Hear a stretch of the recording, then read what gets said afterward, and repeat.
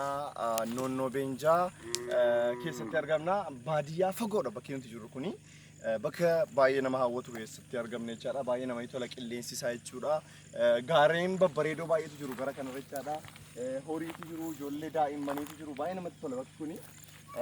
Godinni Jimmaa bakka seena qabeessa baay'eedha kan isheen qabdu. Gaarreewwan babbareedoodha kan isheen qabdu. Gama kanaan jechaadha. Garri kun Wallagga jechaadha. Asiin gara kanaan kiiloomeetira muraasa booda Wallaggatti baasa asiin jechuudha. Gara kanaan immoo saayizii kanaan asirraan jechaadha. Saayidii kanaanii Shawaatti baase jechaadha. Gara Ijaajjiitti baase jechuudha. Asirraanii Noonnoo Beenjaa keessatti argamna guyyaa irraa. Bakki kun bakka baay'ee hawwataadha. Baay'ee namatti tola. Otoo bakka akkasii seena qabeessa qabu kana deemnee daawwannee baay'ee gaariidha. Maaliif qilleensi qulqulluun kan argamu bakka akkasiiti.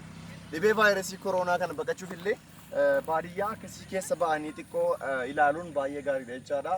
Kanaafuu har'a oolmaanuma akkoo isin agarsiisuuf jedheeni godina Jimmaa aanaa Noonnoo Beenjaa ganda baadiyyaa wayii keessatti argama amma yeroo kana. Deebiin gara magaalaa Jimmaatti deebi'aa.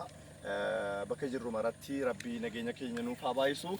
Hunduma keessan Rabbiif jechaan isin jaalladha. Bakka jirtan maratti nageenyi Waaqaa isiniif haa baay'atu. Love you so much hunduma keessan. Thank you.